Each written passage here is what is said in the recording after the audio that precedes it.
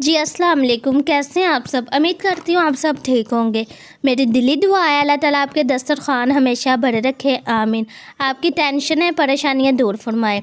आलू के साथ आज हम ऐसी कमाल की रेसिपी बनाने लगे हैं, इंशाल्लाह अफ्तारी में आपके दस्तरखान की ये जान बन जाएगी और बहुत ही मज़ेदार सी ये बन के तैयार होती है। इसकी फुल वीडियो इंशाल्लाह सुबह अपलोड करेंगे। अब तक के लिए चैनल पे जो लोग नए हैं चैनल को सब्सक्राइब कर लें ताकि मेरी हर आने वाली नई वीडियो आपको फ्री में देखने को मिले। ये है आपका अपना यूट्यूब चैनल शहरिश हांडी रोटी। इसे ज़्यादा से ज़्यादा शेयर करें, वीडियो को लाइक करें, चैनल को सब्सक्राइब करें।